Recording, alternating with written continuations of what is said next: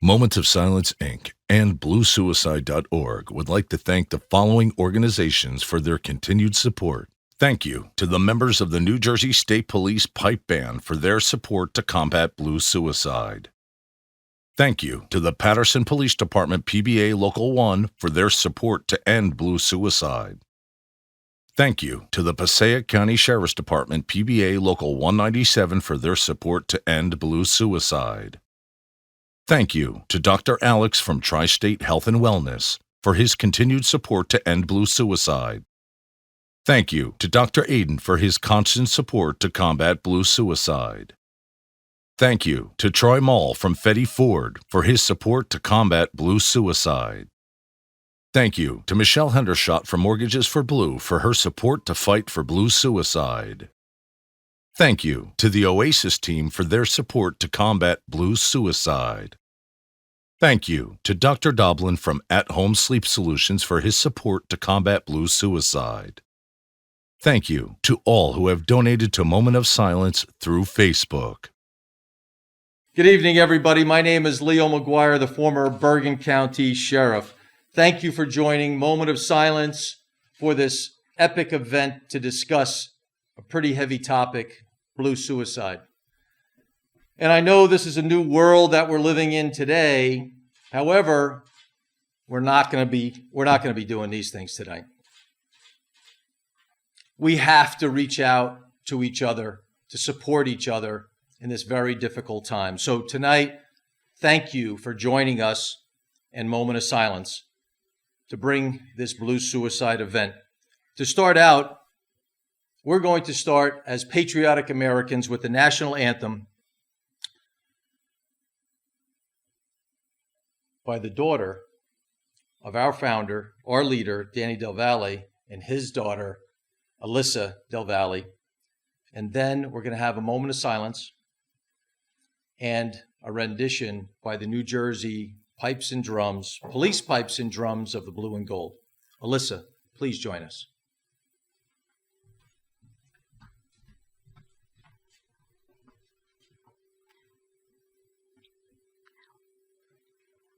Oh, say, can you see by the dawn's early light what so proudly we held at the twilight's last gleaming, whose broad stripes and bright stars through the perilous fight all the ramparts we watched were so gallantly streaming, and the rocket's red glare, the bombs bursting in air, gave proof through the night that our flag was still there. Oh, say does that star-spangled banner yet wave o'er the lands of the free and the home of the brave?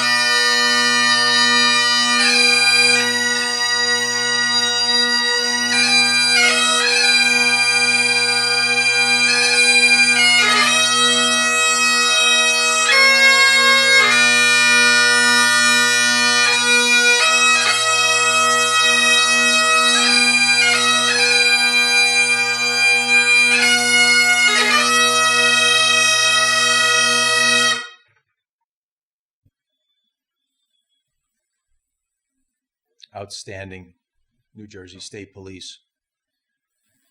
Once again, that's a fitting start to a pretty big topic that we're going to discuss tonight. As a founding member of the Moment of Silence, it takes leadership, it takes vision, it takes forethought to move forward with events like this and many of the other events that you've seen in the past had you have joined us. But there will be more events in the future. So I'd like to introduce our leadership, our president of Moment of Silence, retired Patterson PD Detective Steve Olympio. Steve, please join us. Thank you, Leo. Thank you so much. It is a true honor to be the president of Moment of Silence. And tonight, I want to thank you for joining us and making us feel like family. Blue suicide is now needed more than ever. Blue suicide has become the voice for so many of our officers who have taken their lives. So please stay strong, because now, the way the world is going, we're needed more than ever. I have realized that in the past, suicide was the front runner of helping the first responders with dealing with psychological issues. But picture going from job to job and seeing people die in your arms. This is going to create a long-term effect that Moment of Silence, along with Blue Suicide, has to step up and fill in the gaps. Because there's nothing worse than seeing or reading the paper where another police officer or first responder has taken their lives. And now what I've noticed is that the medical industry, the medical field, and nurses and doctors are experiencing the same post-traumatic effect that we get from working as first responders. So please stay strong. Thank you for being with us tonight. We have some great guests who are going to speak about facts, the truth, and what it really means to deal with suicide. So please wear your mask so we could one day, once again, be all together and live life the way we're supposed to be. So thank you so much. Leo, thank you so much, and Godspeed. Thank you, Steve. And again, we can't thank you all enough for joining us, whether it's now live or in the recorded version. What I'd like to do, though, is highlight bluesuicide.org, www.bluesuicide.org. Get more information. Stay connected with this event and other events in the future. And also, reach out to us. Send us an email. Send us a Facebook message. Ask us for more information. We'll send you some pictures of this card that I have in my hand, and it's probably difficult to see, but basically, it tells the story of Blue Suicide, A Moment of Silence. We care. If you or someone you know has an issue that is affecting them, just as Steve had said, post-traumatic stress. So instead of just talking about Blue and those of us in law enforcement, let's talk about first responders. Let's talk about the healthcare industry. Let's talk about our brothers and sisters in the fire service, EMS. We're all in this together, and we need you to join with us to make this team even bigger so that not one more life is lost to suicide. So I ask you to do this. If you have a friend, a colleague that you feel is being affected by the issues that face us today, even more now than ever, tell them how much you care. Question them about what's going on in their life. Persuade them to get some help and then refer them to the help that is out there. Go to bluesuicide.org or momentofsilence.org. Trust in the fact that you can get better. If you're in a dark place right now, trust yourself. Trust that we can help you, and your friends and loved ones are there for you. Communicate how you're feeling. The old days of how we used to sweep this under the rug are over. We have to be there for each other. So communicate how you're feeling. And lastly, believe that you can get better. There is no doubt, and some of the speakers that we're going to have here today are going to speak about their not only efforts to help others and or how they've successfully helped themselves to date.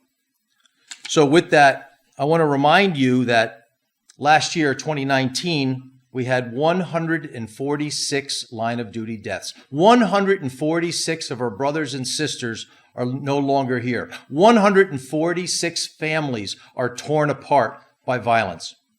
Yet that 146 pales in comparison to how many of us have taken our own lives across this great nation of ours. And that's something we can help prevent by working together. You know, today's May 11th. National Police Week has started.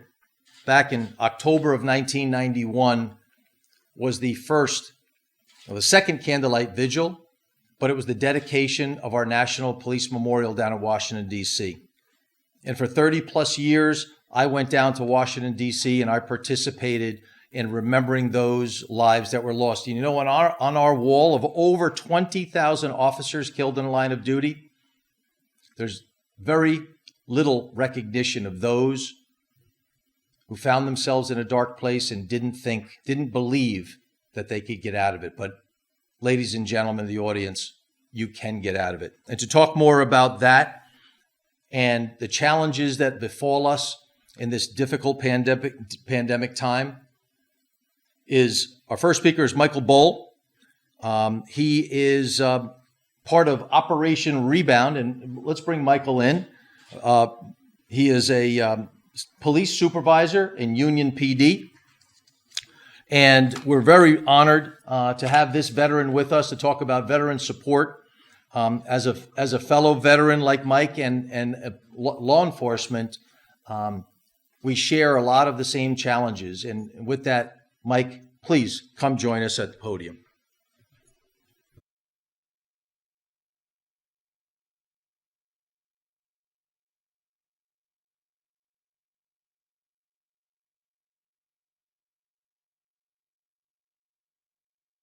Hi, my name is Mike Bohl from the New Jersey Veterans Network and the captain of Operation Rebound Racing Team. Every day, 22 veterans take their lives. 228 police officers last year took their lives, and that number is on the rise. We all know that what's going on right now, the epidemic, is causing our police officers to work more hours than they've ever worked before and going through hardships with their families, coming home and not being able to touch their kids, and going on calls and not able to help people like we did in the past.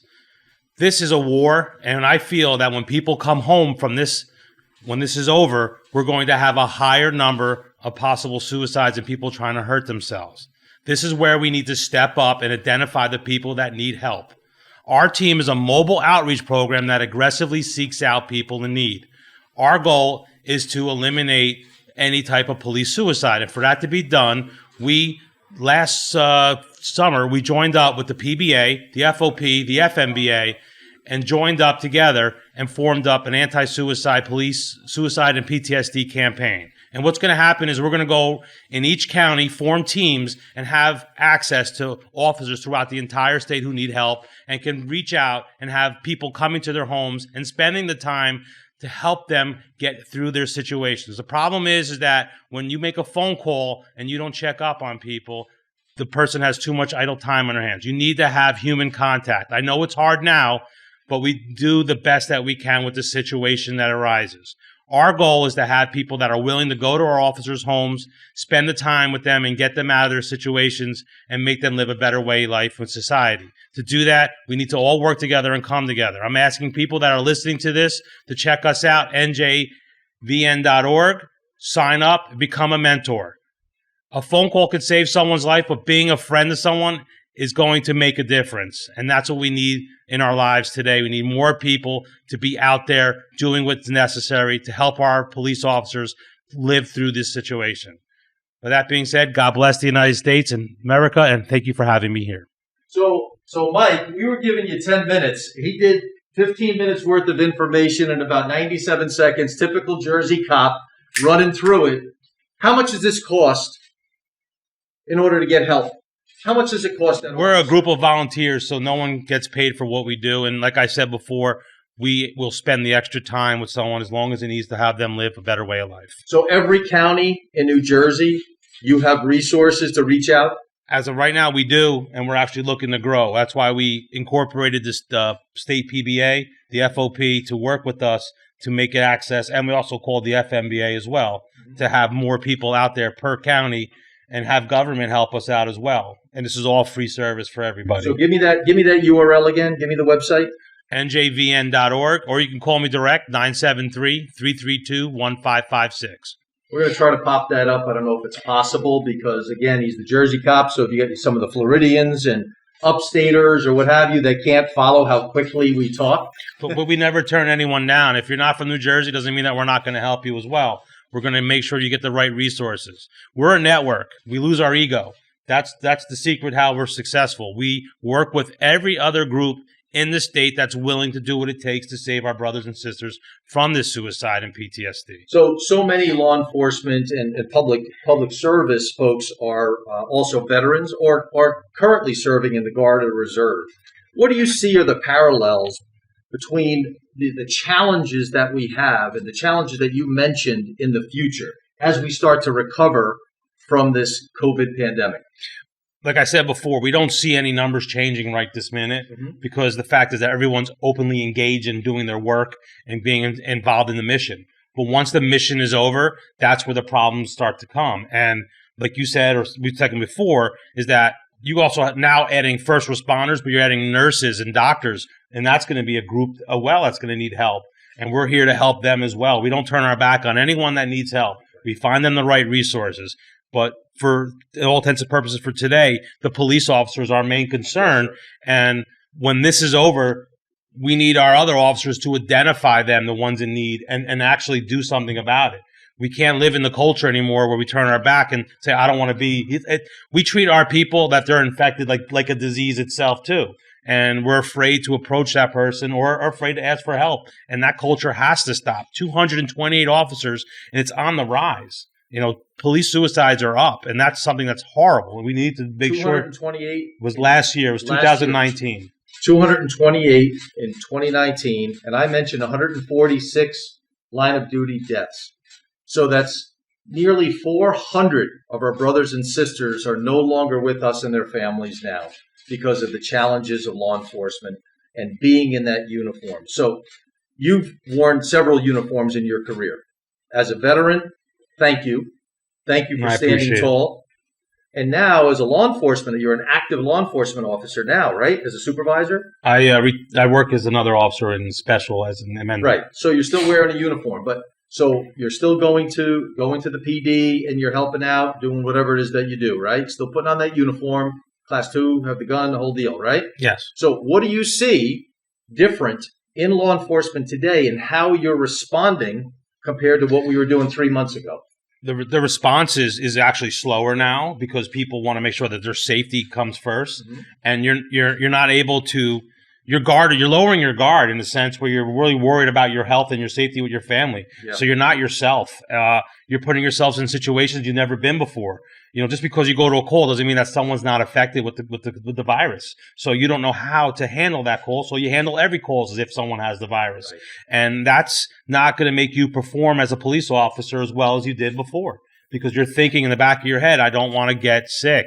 And that takes precedence over the job and the training that you have sometimes. So and that's how does putting that yourself. Make you feel, though, Mike? Now you went to 5 calls in a row, and, you know, this thing is invisible. This thing is invisible. So you don't know. Someone might not even know if they're affected. They're just calling you for a call for service. Now you have to go home to your family.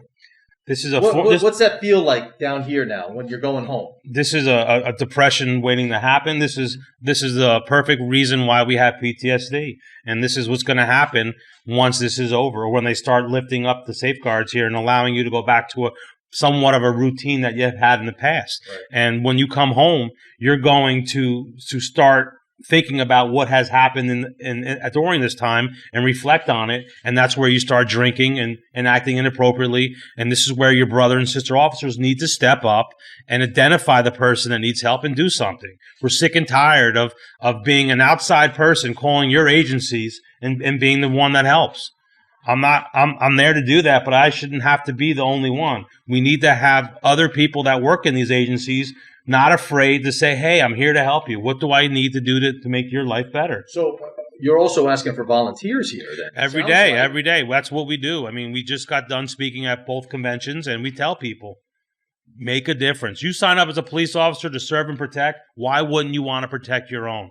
And that's what we tell people. Shame on you if you don't. Right. You know, these are the people, your brothers. These are the ones that are going to take a bullet for you. You know, they've done studies. They've done studies on where veterans will take a bullet for someone, jump on a grenade, and police officers do the same thing. So why wouldn't you want to protect someone who's not having a problem with society's life? These are very easy things to do. So why aren't we helping each other? Why aren't we standing? Pride. It's pride. It's arrogance. It's everything that when a police officer becomes. I don't want to show weakness. You know, and if you show weakness, maybe the other people want to work with you. And that's what we need to overcome, because it's not a weakness to get help. It's smart. It shows you that you're strong. We've seen people that have been at rock bottom bounce back up and do better because they got the help that they need. And like I said, 228 is just way too many people taking their lives. Yeah. That's something that we can prevent. That's the scary thing, is that we can prevent this. You know, we can be in someone's life and make a difference. And by doing that, we need to identify the people and aggressively help them. And we're giving you a free service to do it. Right. You know? So I would ask anyone out there to reach out to the website again. njvn.org and 973-332-1556. And if you have never heard of a family member, a law enforcement officer that has not been affected by blue suicide, don't call. But if you have, which is about 95% of everybody out there, because it's touched each and every one of us. If you have, pick up the phone. Pick up the phone and ask for help, or ask to be able to help. And join this posse that, Mike, God bless you for what you're doing, because you're reaching out, just like Blue Magazine, Moment of Silence, bluesuicide.org. The whole reason that we're here is to work with folks like you. We're not going to do it alone. Steve Olimpio said it. But we have to continue to push forward towards our objective. Let's use some military stuff, right? Let's move forward towards our objective to a zero number, because help is out there to each and every one of us. Any closing remarks, Mike? Just like I said, I feel that everyone has to realize how important it is to work together, especially during this pandemic. If there's someone that needs help, don't be afraid to be the person to tell them, I'm here for you. And if you want us to call, I will go to that person's house. I will do whatever it takes, spend as much time as I can with that person to help them get through this. But there are people out there willing to do it, and we need people that are willing to join our team to do the same thing, to pay it forward. This is what we need. We need people out there that say, hey, you know what? I'm here to help my brothers and sisters, and step up, because we can't do this alone. 228 people lost their lives because there wasn't people out there willing to help them. And that's not our job. Our job is to help people and prevent this from happening. So I thank you for this time and giving me this opportunity to speak tonight. And God bless the United States of America. Great job, Mike. Thank you. Thank you.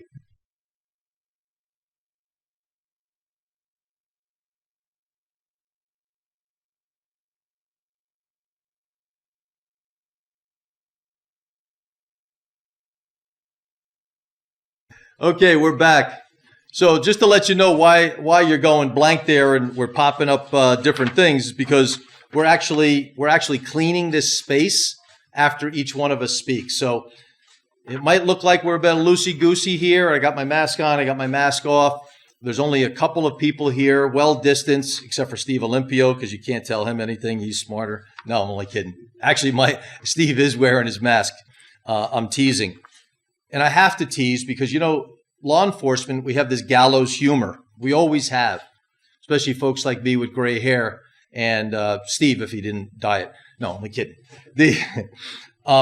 You have to laugh in the face of this terrible adversity that we're feeling and that we're facing. And I'm glad Mike was able to articulate very, very well exactly what you are all feeling now. Steve and I are retired guys. We're living life large. We're on the check it a month club and all that good stuff. But we're still out there. We're still out there volunteering our time like now, to ensure that you are as safe as you could be. We're here not only for you, but we're here for your families. bluesuicide.org, momentofsilence.org. Reach out, stay connected to us. And share these websites, share our Facebook page, all of our social media, and stay in contact, because it's you that we're working with. Folks like Operation Rebound with Mike Bowl. God bless a guy like him. And next is a story from the streets. A friend of mine that I've known since he was this big, and growing. He used to grow this big, but now he's just big. I'll just call him Brad, but I've known him and his family for decades.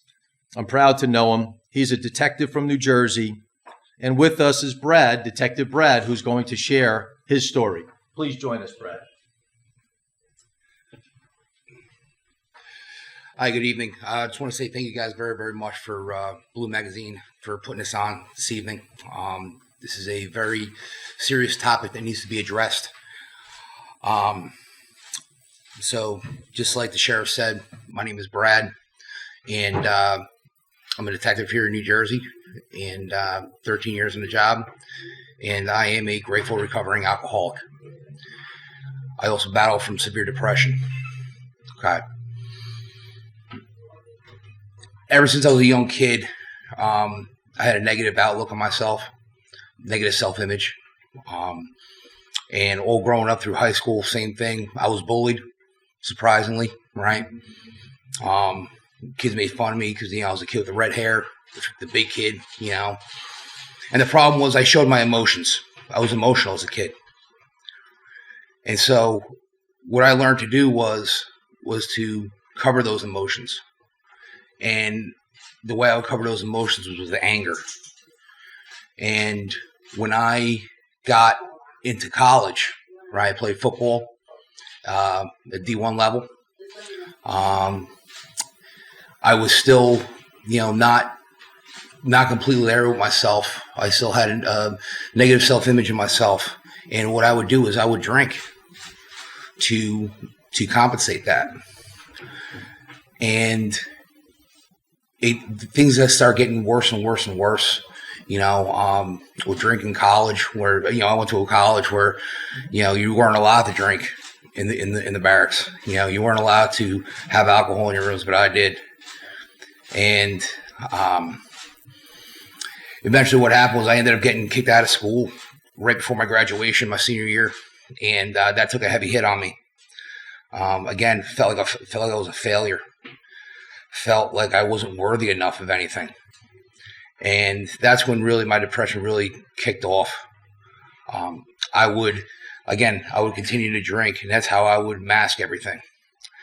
And as I got older, right, I made a decision to go into law enforcement, because as a little kid I always wanted to be a cop.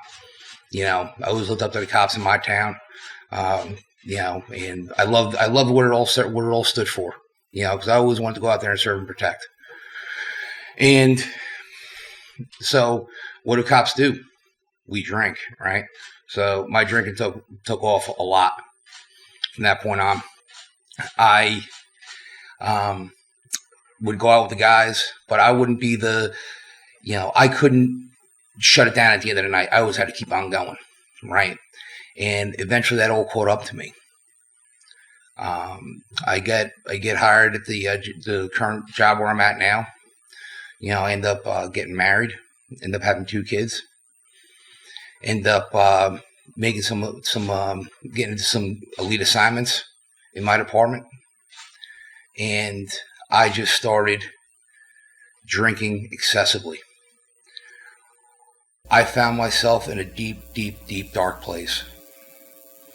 I felt that everyone in my department hated me, from my chief on down. I couldn't look my chief in the eye because I thought he hated me. Because I was embarrassed, because I hated myself. I thought my lieutenant hated me in my squad. I thought my sergeant hated me. I thought everyone in my squad hated me. I thought everyone on my SWAT team hated me. And my drinking really took off, and that was in the fall of 2018. I had my last drink on Christmas Day, December 25th, 2018. And 2 days later, my wife comes home and tells me she wants a divorce. I thought my world was crumbling around me. So, I had the big house, the white picket fence, 2 kids, everything was going great. And then my wife tells me this, and I think my world's crumbling around me. So I obviously get emotional, and I storm out of the house, and I write my wife a text message saying, I'm sorry, I love you, you're not going to have to deal with me anymore. And I shut my phone off. My plan that day was to go to the top of Skyline Drive and end it, right? Honestly. But for some reason, I don't know why, divine intervention, I turned my cell phone back on and got back in contact with my wife.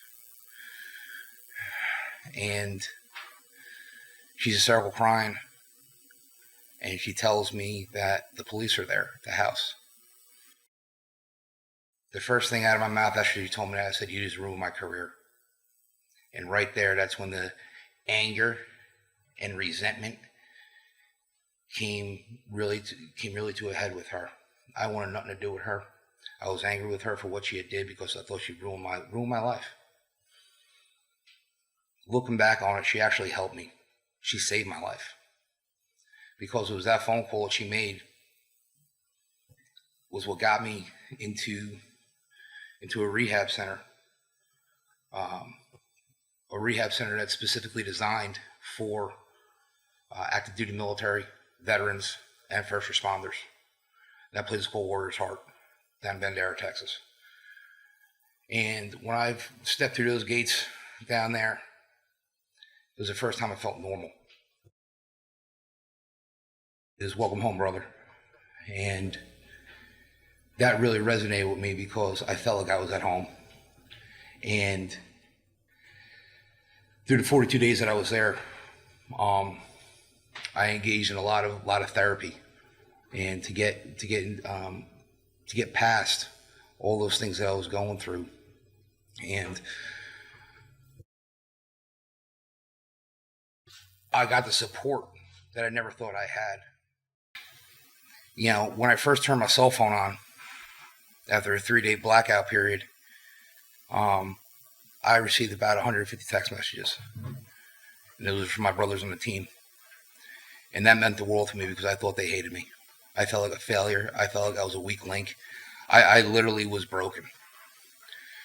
And when I get home, I start partaking in therapy and programs and stuff like that, but I still held on to the anger and animosity and the resentment.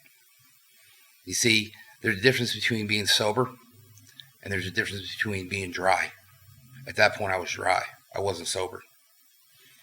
And what happened was I fell into a deep, deep, deep state of depression. And I replaced one addiction with another. And eventually, I found myself broken again. And at that point in time, that's when my chief comes into me and says, he calls me into his office and says, how you doing? And I'm doing good, chief. He's like, no, don't lie to me. How you doing? And I just broke down in his office. I'm very fortunate to have a chain of command that understands what is going on in today's culture, that understands what we go through, that cares. I am very grateful for that because I don't know where I'd be without that. I went to another rehab facility out in Arizona called Sierra Tucson, where I spent 30 days concentrating on my depression and changing the way I think. And while I was out there, I finally became very, very spiritual. And that's one of the bedrocks of recovery is getting in touch with your spirituality. I'm not saying I'm religious by any stretch of the imagination, but there's a difference between religion and spirituality. Religion is for those who don't want to go to hell. Spirituality is for those who've been through hell. And I can tell you I've been through hell and I came out on the other side. And when I came back, my whole mindset had changed. I am extremely grateful now. Every morning when I wake up, I thank God for giving me another day on this earth to do His will. I thank God that I have a family that's healthy, especially in today's climate. We're all healthy. I thank God for being sober. And I thank God for having a job. I have all four of those things at the beginning of the day. I'm already winning. You see, it's very, very hard, especially in today's climate, to get down, because we're all isolated, all right? I'm actually thriving in this current climate right now because I was already isolating myself, right? For the past 38 years, I was isolating myself. Now, I learned to not isolate, and the biggest thing that I learned is to become comfortable feeling uncomfortable, to become vulnerable. It was only up until I became vulnerable that I actually started to be able to recover, because I didn't have to put up that facade anymore of being angry. Okay? I didn't have to put up that facade to push people away for fear of them actually knowing how I was feeling. Okay? Because it's all out there now, right? And I'm comfortable being emotional. I'm comfortable having feelings, because you know what? At the end of the day, right? We're all cops, right? I'm a cop. We're human. Okay? We have feelings, and it's okay to feel. Because if you don't feel, that's when there's a problem. Okay? And I just, it's a very, very important issue that needs to be broken. It's a stigma, right? The stigma needs to be broken. Okay? Because you're not weak if you raise your hand. You're not going to be looked down upon if you raise your hand. Because you're actually stronger for raising your hand and realizing that you need help. And there's people out there to help you.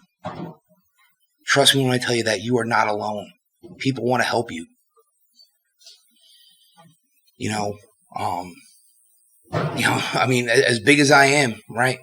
I raise my hand, okay? And if someone wants to call me weak, right, or think I'm weak, we can step outside, we can have a conversation about that.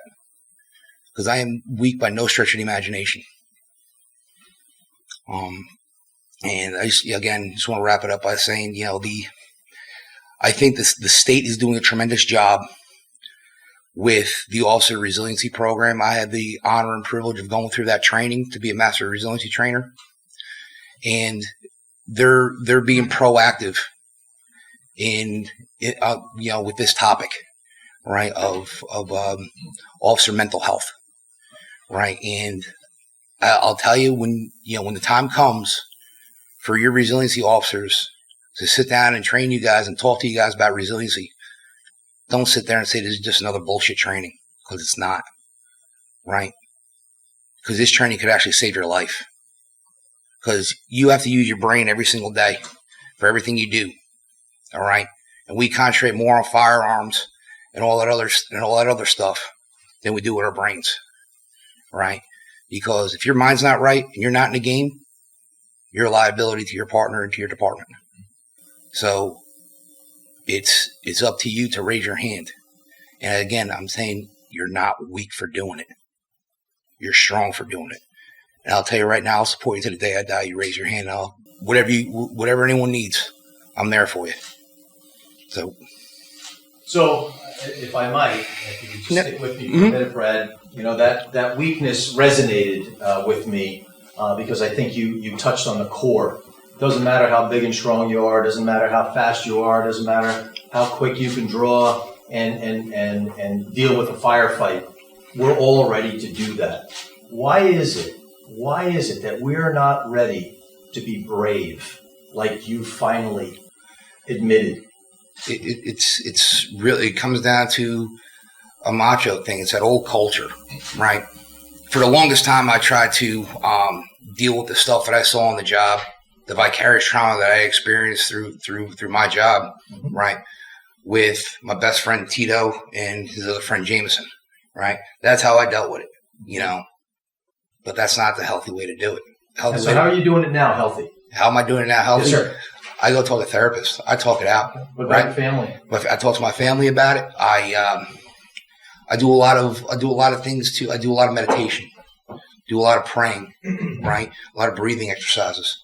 You know, it's to better yourself, because at the end of the day, that's all you have, right? Are these techniques that are going to be taught to you, right? The meditation, the breathing, it's going to calm you down. Because for the longest time, I was living at 2 speeds. I was living at 120 miles an hour, and I was living at 0. There was no in between. Now I'm riding right here in between, and I have that throttle control now. So, you know, Mike had mentioned, you heard Mike before talking about, you know, reaching out to others, and you've touched upon that as well. What would you say to those watching, and those watching who can tell others? What advice would you give them to join with us? Listen, that, you know, sometimes that cell phone may feel like it's 1,000 pounds, right? But, you know, lift that son of a bitch up and, you know, and make a phone call, you know, because, you know, and if you see someone who you think is struggling, okay, approach them about it, talk to them about it, bring it to someone's attention, okay, because that right there may save someone's life, okay, and if they seem that, if it, you know, find out that they're okay, oh well, you're looking out for your battle buddy. You're taking care of your partner. You're taking care of someone else in your department. That's very good advice. And I just want to say, for someone who's known you for decades and your family, I'm proud of you. Thanks, I'm proud of you not only for how you were brave in facing your deepest, darkest fears when you were in that dark, dark place on the top of the mountain. And I'm proud of you for standing here in front of we don't know who's out there. Let's just hope that there's plenty who your message resonates with them, because as unique as you are as a person, your situation is not unique, and that's why we're here. That's why Steve Olympio was in front of you, and Danny Del Valle put so much effort into Moment of Silence and bluesuicide.org. Yeah. You know, I honestly believe, obviously I believe in a higher power. That's God. I honestly believe that his will now for me is to go out there and help save lives. And it's not by, you know, going out there and, you know, running into gunfights or anything like that, which I'm trained to do, and I'm more than willing to do if it happens. But it's to save my brothers and sisters. Because I hope that through my experience, strength, and hope, it will, like you said, it will resonate with someone and say, wow, I need to raise my hand. I need help. Because that's what exactly happened to me in November 2018 when I was in Nashville, Tennessee, and I heard a Navy SEAL speak. And that's what really made me realize that I had a problem. Well, thank you. Thank you for sharing your story. I hope you'll stay around and see us at other events. We need your perspective. And again, thank you, my brother. Well, thank you so much. Thank you very much, sir. Appreciate it.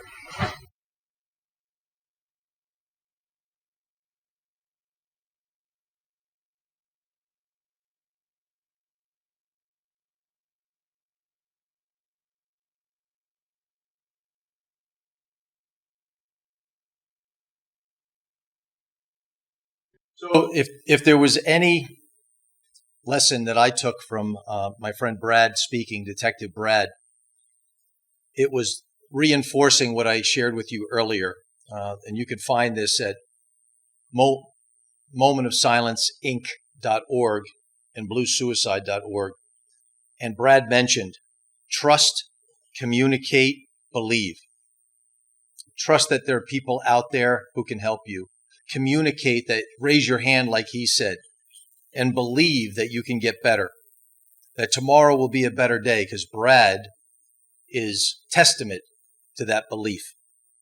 And next up is no stranger to Blue Magazine. I think he gets a royalty every time his picture is in the magazine. I don't know what he's got on Danny, but he is always there because he's a brother like no other. He's a guy who's faced adversity, continues to face adversity today, and I'm proud to bring up our next speaker, Chris Megna. Please.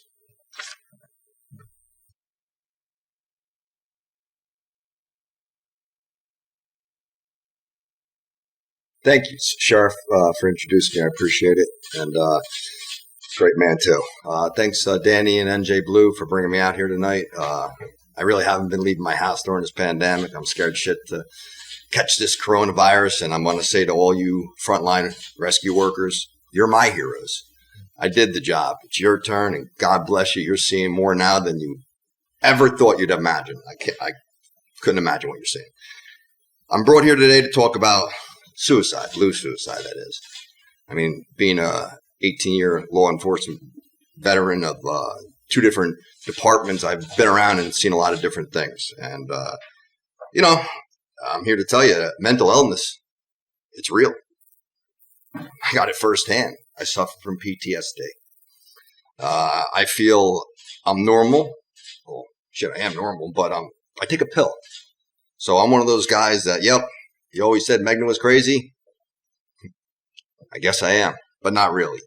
So all through high school, I was in, my story goes, I was a normal guy, normal childhood, two brothers, great mom and dad, standard stuff. And when I was in high school, I decided I was going to go follow after my older brother and go in the Marine Corps, which I did. So, I was a kind of go-getter, and I enlisted a lot of people. And long story short, I went in the Marine Corps, and my Marine Corps dream just didn't, finish. I got kind of messed up in there and ended up in a hospital.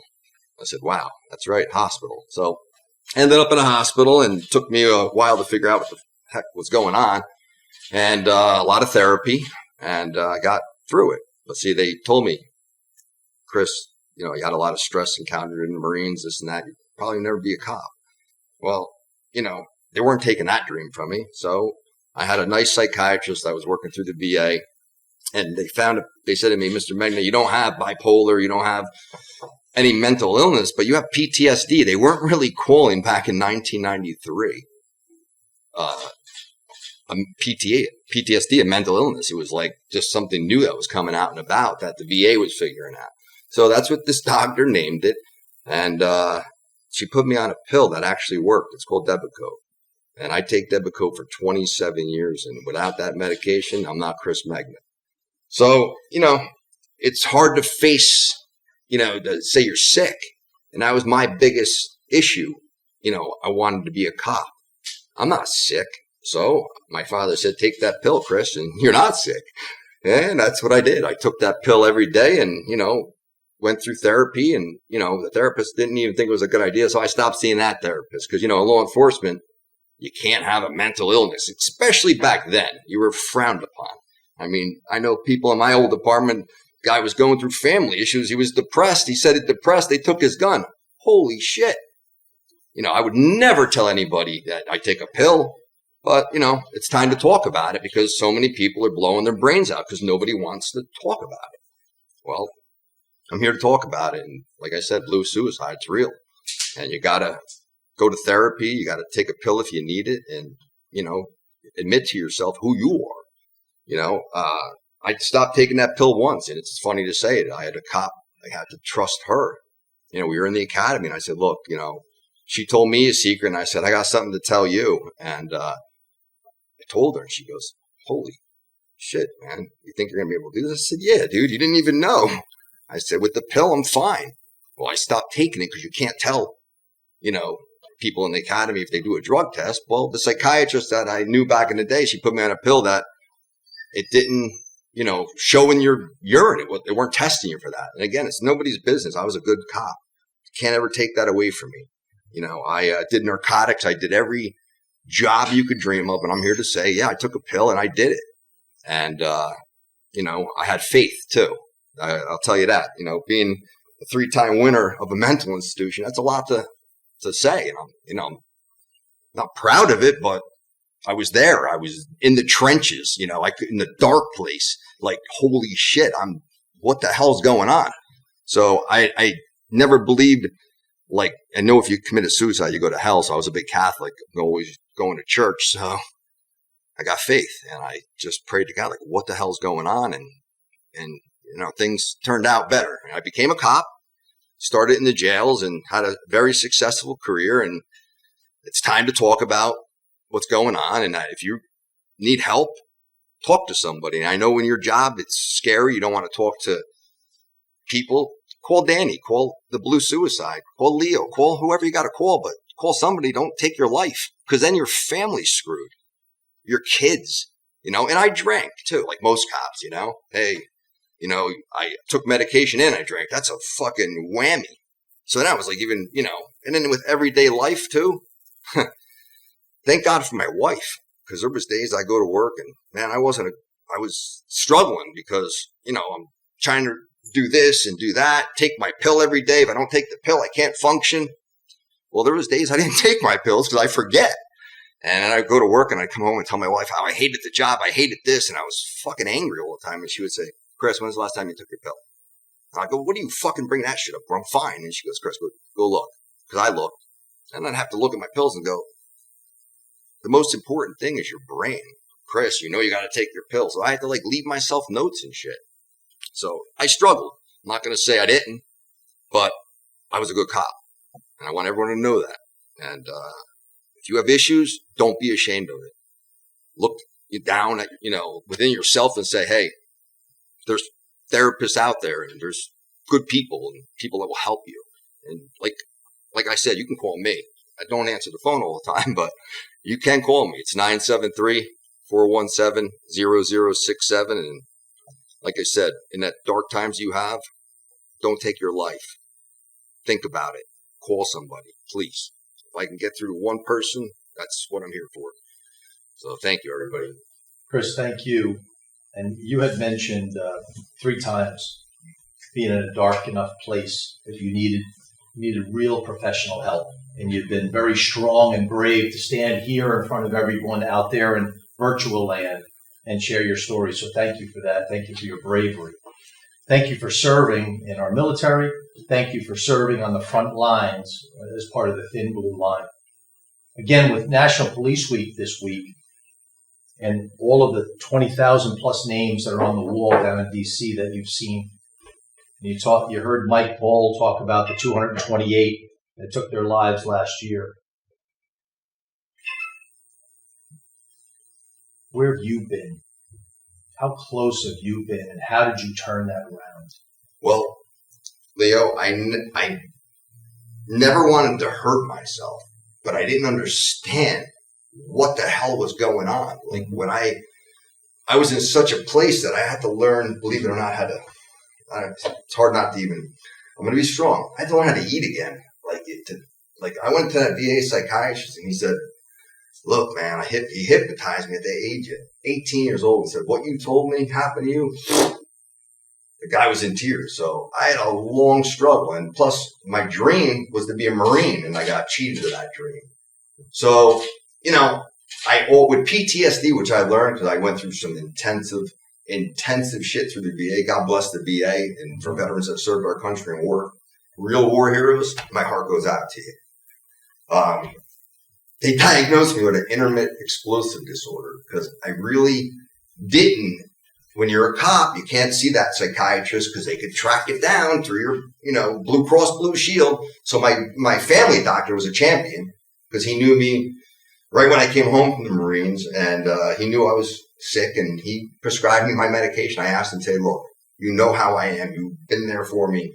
I want to be a cop. And he says, don't ever stop taking this pill. So Brad mentioned before about raising your hand. And it seems like you've raised your hand a couple times, and that you had trust. You communicated that need, and you continue to believe in yourself that tomorrow's a better day. Absolutely. I'll say it to anybody, have your faith, man. He won't let you down. Just like Brad said, I'm an oblate for St. Paul's Abbey. I wasn't a perfect person. I'm not a saint. Far from it. People know me. But I believe in God, and believe me, have trust in your faith. That's what I got to say to that. Thank you, Chris. Thank you for being here. Thank you so And much. Leo, I got to say, Danny has nothing on me. But I just want to say that I love Danny, and That's how much you're a giving guy. I know every time that the phone rings that you pick it up. So you handed out your phone number before. The fact of the matter is this guy answers his phone, unlike Danny. But what? Who said that? But this is a guy who cares. That's why I introduced him as a brother like no other. This is a guy who will be there for you. So thank you, Chris. thanks, Leo. Thank for you, being everybody. here. Have a great night. Again, thank you all for being here. And to wrap up this first ever event for bluesuicide.org, I remind you, brothers and sisters out there, we care. Be part of that posse to care for your brother and sister officers, to make sure that if they're in a crisis, that they trust in themselves, that there's help out there. They communicate to you, because I want you to question them, I want you to persuade them, and I want you to refer them to professional support. And lastly, that individual who might be in a dark place, get them to believe that tomorrow is going to be a better day. You've heard Chris, you heard Brad, you heard Mike in Operation Rebound. There's help out there, bluesuicide.org. And the guy who helps put all this together, the guy with vision who took Moment of Silence from its infancy and has built it to what it is today, I'd like to introduce Danny Del Valle, who's actually answering his phone at the moment. Thank you, Neil. I first want to say thank you to every single person that participated today. As you can see, these speakers, these heroes that are speaking from the heart. I'm amazed. I really am. I'm amazed every time I hear people just give us a little bit of their heart. And you know what I'm talking about when I say that. The amount of respect, and it's just like tears inside my heart, because I really understand how hard it is to do that. I first have to say thank you to all the speakers, Chris, Brad, Michael, nothing but respect to all three of you for sharing your heart with us. I have a few things I want to say tonight, and I actually didn't want to speak, but there's certain things that took place and take place behind the scenes as you're watching it.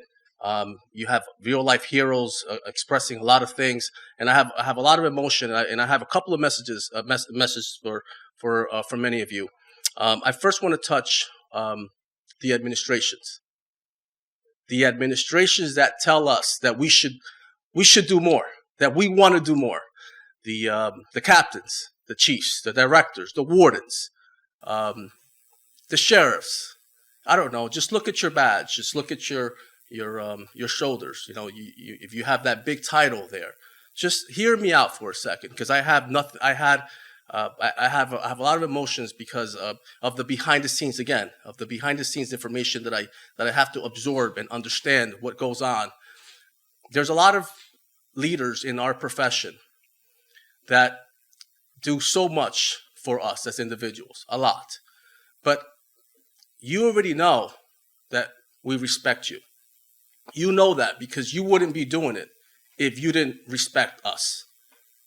But we have to address the leaders today that are either doing it because they're ignorant, because they're scared, or because they just don't get it yet. But if you're not going to help the cause, if you're not that leader that has the cojones to do something about it, to help this fight against blue suicide, if you're not that guy, then stay out of the way. Don't impede any person that wants to put their heart, their actions on the line here for everyone else. Don't stop them from doing that. Because you know why? That would make you a poser. That would make you not sincere. That would make you a person that's leading our departments and that's not really helping the men and women in blue. Straight up. That's what it means. We know that. So I'm going to speak to you from the heart. Please, rethink, reevaluate yourself, have empathy. Remember when you first started this job. Remember that time when you really, really wanted to make a difference, when you really cared. And now, understand that you now have the power. You could set the tone for many of us to fight this fight against suicide. I've witnessed administrators that would harass officers. Officers that, at the end of the day, committed suicide. I've witnessed them come to their funeral. What do we call that? Do we call that hypocrisy? Do we? Think about it. Evaluate that. You as a professional, wearing that badge, understanding the fight that we face, that many face on a day-to-day basis, and you will harass an officer. Really? We need to work on ourselves. We need your administrations to really think and understand that we need you part of this fight in order for us to have a chance to save lives. So please, reevaluate yourself. Analyze it. We need you. I also want to address the officers. We can't always blame it on the administration. That frontline officer, whether you're in the streets of Patterson, going to Hudson County, to Toms River, to a jail in Bergen County, in Hudson County, that frontline officer, you know who I'm talking about. We need you to be more of a person. We need that high school mentality. We need that to be yesterday. Because at the end of the day, we are not reaching out to each other. Why? Why do you think? Is it because you think that we're just afraid to lose our weapon? There's more to that. There's more to that. It's because we may not be doing enough as individuals to save a life. If you actually act like a person, if you cared about someone, if you weren't concerned about the rumors and the gossip and the slander, if you weren't that guy, if you're not that guy, you can actually show others that if I ever, or if anyone ever has a crisis, they can reach out to you. You know why? Because your words is not what makes you. It's your actions. So if you have great actions, if you're there for the brothers and sisters in blue, if you're really there, trust me, people will come and reach out to you for help. And that's what I want to encourage. We need to do more. Not by words. It means nothing to me or anyone. By action. We need your full support. In order to make a difference, we need all of us to get involved. That's why Blue Suicide is not just about what we're doing here. It's about what everyone is doing for the cause. Doesn't matter who's doing it. We just need to do it. Starting from you, that person that's listening to right now. Don't just pack a funeral, a wake. Don't do that. For what? That's too late there. Do it while we're alive. We need you. We need you. You understand? We need you.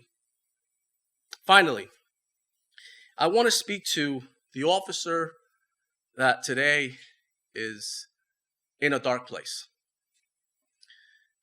With my experience, I've really seen much more in our profession. I really believe a lot of guys and women in our profession have some type of issue mentally. Many of us hide it. Many of us don't even really diagnose it as anything. They just think it's just a way of life. It's not. If you're listening today, what we've learned, just listen to what Brad had to say. Isn't that incredible? That's crazy to have the balls to come out here and tell you and speak his heart. He's stronger than any one of us, including myself. That's hard to do. Imagine if we all took that type of approach, where we opened our hearts and we spoke to people. Imagine how it could not only help us, but your partner. Really. It's that simple. We need to speak about it. We need to feel it. We need to understand it. Not everyone, it could help everybody, but we need to include as many people as we can. Again, from unions, PBA, FOP, Attorney General, you pick. We have a lot of resources, but we're not using them. It's because we need to be better people. We need that. If you are in that dark place, understand, you have hope. You really have hope. You can start with God. You can start with Him. I've seen many speak to me and really believe that they had no hope. After dealing with professionals, after going to Florida House, after going to Arizona, after speaking to their union president, after speaking to their directors, I've seen them just transform their life and actually become people that are happy. We need more happy people. We need you to open up and say, it's time to reach out and get help. We've all been there. Many have been there. And we shouldn't be ashamed of it. I hope that my words have touched you. Everything that we're doing today is not perfect. I know someone said there's a buzzing sound. Again, it just shows you that nothing is perfect. But you know what? We can't stop because it's not going to be perfect. We're going to attempt everything that we have to do because we want to help you. Whether you want to reach out to Brad, Chris, Michael, Leo, Erica, myself, Blue Suicide, Cop Hotline, whatever it is, we're here to help you. You can start by giving us a call if that's what you want. We can quarterback that if we have to. Whatever it is we have to, we will do it. Because we really believe that enough is enough. We lost too many of our guys to this, and we just need more. I thank you from the bottom of my heart. I'm amazed. I really am. I absorb all this, and I realize, like, wow, we will do this in the near future. I will say by next week. National Police Week is here, and my condolences go out to every family who has lost a brother or sister in blue. We feel your pain. We love you very much, and thank you. Thank you for being with us today. Thank you. Thank you to the members of the New Jersey State Police Pipe Band for their support to combat blue suicide. Thank you to the Patterson Police Department PBA Local 1 for their support to end blue suicide. Thank you to the Passaic County Sheriff's Department PBA Local 197 for their support to end blue suicide. Thank you to Dr. Alex from Tri-State Health and Wellness for his continued support to end blue suicide. Thank you to Dr. Aiden for his constant support to combat blue suicide. Thank you to Troy Mall from Fetty Ford for his support to combat blue suicide. Thank you to Michelle Hendershot from Mortgages for Blue for her support to fight for blue suicide. Thank you to the Oasis team for their support to combat blue suicide. Thank you to Dr. Doblin from At Home Sleep Solutions for his support to combat blue suicide. Thank you to all who have donated to Moment of Silence through Facebook.